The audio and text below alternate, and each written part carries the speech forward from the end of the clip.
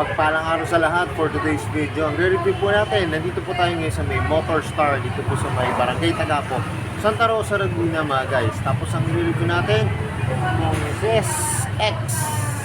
Mga guys, 110 po to. Pero pag bago lang po kayo sa aking YouTube channel, pa-subscribe naman po at pahit ang notification bell para updated po kayo sa aking mga videos. Tara mga guys, simulan na natin itong review. So yun mga guys, simulan na natin itong review. Simulan po natin sa gulong. Mga guys, ang sukat ng gulong ito ay 2.50 by 17 po mga guys. Nakamags na po siya na glossy na black. Tapos mga guys, makita nyo, laki po ng kanyang disc brake oh. Tsaka ang kapal po. Yan, ang kapal niya.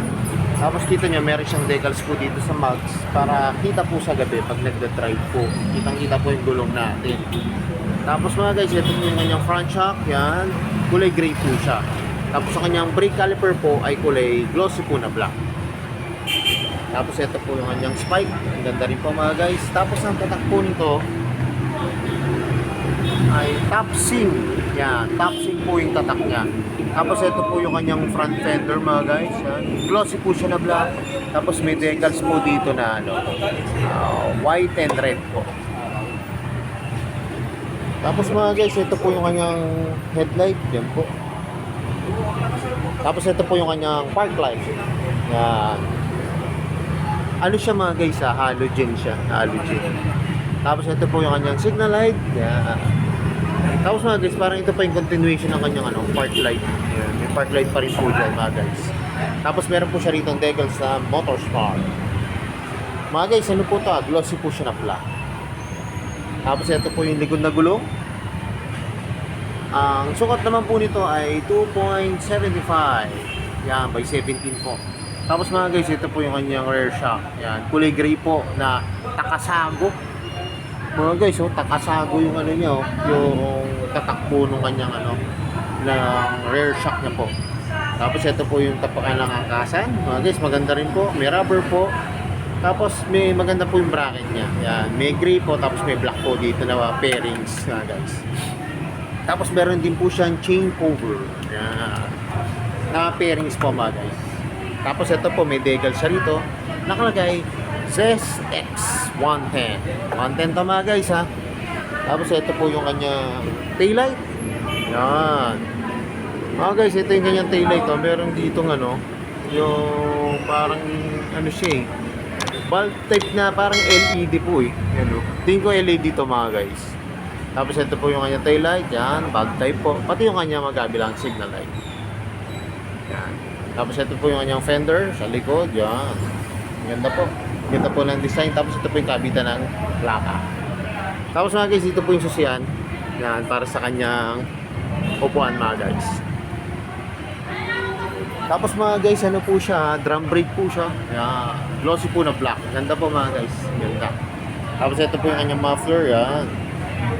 May po siya, heat guard na parang chrome po mga guys. Chrome ang design. Tapos meron din dito, matte black naman po. Yan. Tapos mapunta naman tayo sa kanyang kickstart. Yan mga guys. So, ganda po. Kulay chrome. Tapos meron siyang rubber. Yan, may rubber po dito. Tapos ito yung kanyang brake pedal. Kulay chrome din po mga guys. Tapos ito po yung kanyang engine. Yan. May naka-impose po na Motor Star. Kulay po siya, matte black. Yan. Ganda po. Ganda ng kulay. Tapos ito po yung tapangan ng driver po mga guys. Yan. Kapal po ng rubber. Yan. Tapos mga guys, may naka-decals dito na 4-stroke. Tapos mga guys, ito po yung kanyang upuan. Yan. May naka-print po dito na Motor Star. Tapos na po siya, elevate po siya. Para po doon sa driver, tapos dito po sa passenger mo. Tapos maganda mga guys, ang kapal Saka lambot. Ang lambot po ng upuan. Tapos ang ganda po ng design, malapad po siya. Tapos mga guys, ito na po yung kanya. Ito mga guys, yung kanyang grab bar. Yan, maganda po, rubberized po siya, kaya hindi po masyadong masakit kung mahapdisa kamay pag matagal po tayo back-ride, nakakapit. Tapos mga guys, ito po yung kabilang side. Ito po yung kanyang gear pedal. Yan, kulay chrome. Tapos may rubber po dito. Tapos ang kanyang side stand at center stand po ay glossy po na black. Tapos ito po yung kanyang engine. Yan, may nakalagay po dito, Motor Star.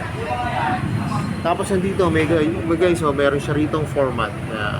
Bale, ano siya, yung sa shifting ng gear po. Yan. Okay na okay ito, lalo na yung sa mga baguhan sa may semi-automatic na motor po.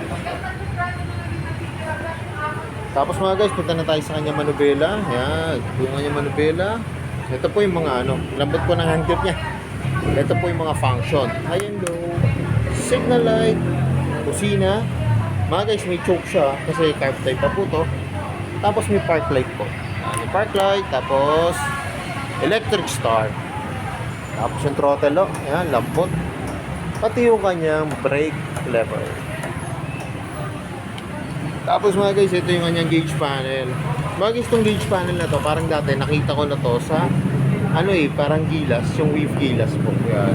Ito po yung makikita nyo sa kanyang gauge panel. Yan po yung signal light, magkabila. Pagka naka-high po kayo, yan, o low, naka-neutral. Tapos maganda dito mga guys, may gear indicator siya. Yan, 1 to 4. Tapos ito po ay makikita nyo yung tinakbo nyo. Tapos kung ilang kilometers na po kayo. Tapos yung fuel niya mga guys. Ito mga guys, hindi ko lang siya masyadong maaninag kasi hindi pa po naka-activate yung unit. Pero ito po, meron pa po siyang dalawa rito. Yan. Na, ano ito magre-represent po ng ano, sa gauge panel niya mga guys. Meron pa itong specific na ano, na gamit mga guys. Tapos mga guys, ito po yung kanyang susian. Ganda po ng susian mga guys. May shutter lock na po.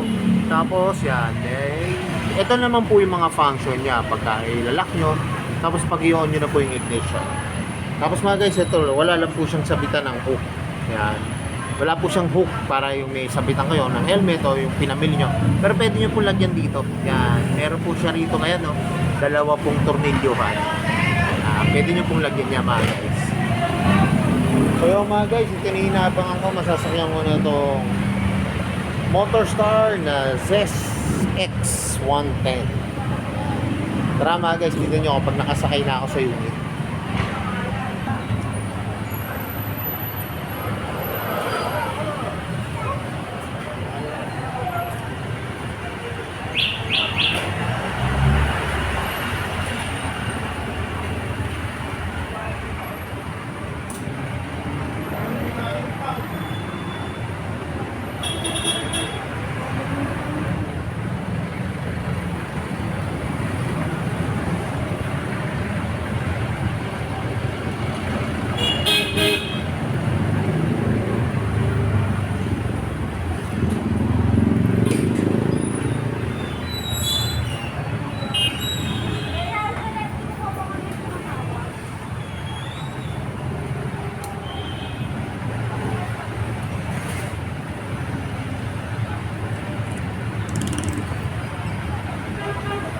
So yung mga guys, nakasakay na ako dito sa Zest X110 mga guys. Napaka-komportable po mga guys, ha?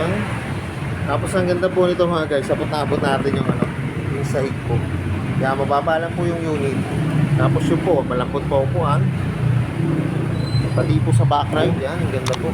Yan, spacious po yung sa backride nyo.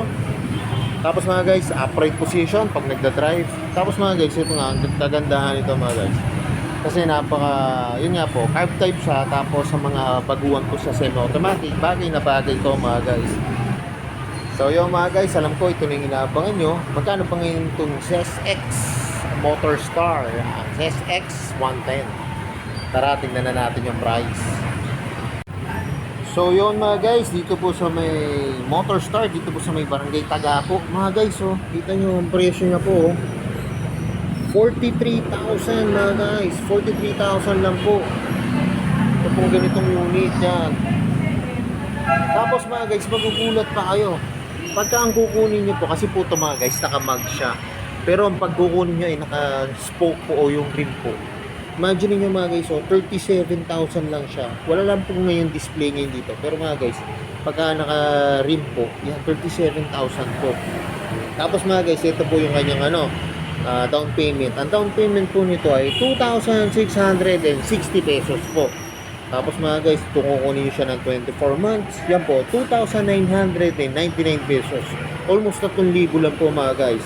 Tapos syempre, pag 30 months naman po, 2,647 pesos mga guys. Napakamura po mga guys. Nakita nyo. Tapos ito pa po yung kanilang mga preview.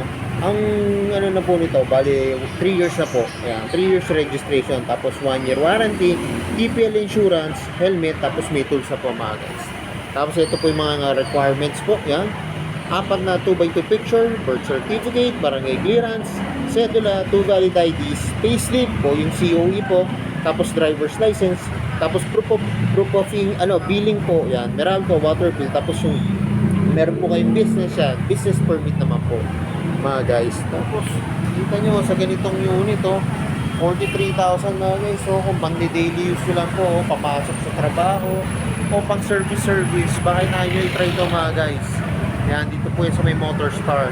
Ang available lang po nilang kulay dito mga guys sa ngayon ay kulay black. Pero alam ko meron po itong yellow, tapos meron po siyang red. Yan. So yun mga guys, hanggang dito na lang. Kung bago lang po kayo sa aking YouTube channel, pa-subscribe naman po at pa-hit ang notification bell para updated po kayo sa aking mga videos. Salamat nga po pala dito sa may Barangay Tagapo, Santa Rosa, Laguna, dito po sa may Motor Star at na-review ko po yung mga motor ko.